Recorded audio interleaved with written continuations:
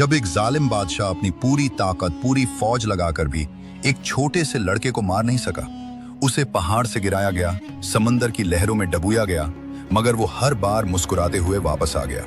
ये कोई कहानी नहीं, सही मुस्लिम की वो सच्ची हदीस है जो आज आपके रोंगटे खड़े कर देगी। सदियों पहले एक जालिम बादशाह था जो खुद को खुदा कहता था। उसका एक जादूगर था जो अब बूढ़ा हो चुका था। जादूगर ने बादशाह से कहा कि मुझे एक होशियार लड़का दो जिसे मैं अपना काला जादू सिखा सकूं। बादशाह ने एक नौजवान को चुन लिया, मगर उस लड़के के रास्ते में एक राहिब यानी अल्लाह का एक नेक बंदा रहता था। लड़का रोज उस राहिब की बातें सुनता और उसके दिल में अल्लाह की मोहब्बत बैठने लगी। अब वो कश्मकश में था, सच क्या है, जादूगर का जादू या राहिब का अल्लाह? एक दिन फैसला हो गया। रास्ते में एक बहुत खौफनाक जानवर लोगों का रास्ता रोक कर बैठा था। किसी की हिम्मत नहीं थी आगे बढ़ने की।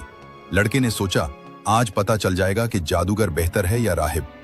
उसने एक छोटा सा पत्थर उठाया, आसमान की तरफ देखा और कहा, ए अल्लाह, अगर तुझे राहिब का रास्ता पसंद है तो उस जानवर को उस एक पत्थर से मार दे।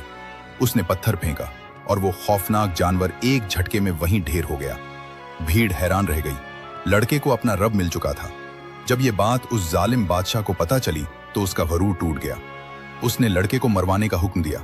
सिपाही उसे एक बहुत ऊंचे पहाड़ की चोटी पर ले गए ताकि उसे वहां से फेंक दें। मगर लड़के ने आसमान की तरफ देखकर एक दुआ की, या अल्लाह, इनसे मुझे बचा ले जैसे तू चाहे। अचानक पहाड़ हिल गया। सारे सिपाही नीचे खाई में गिर गए और वो लड़का आराम से चलकर बादशाह के पास वापस आ गया। बादशाह पागल हो गया।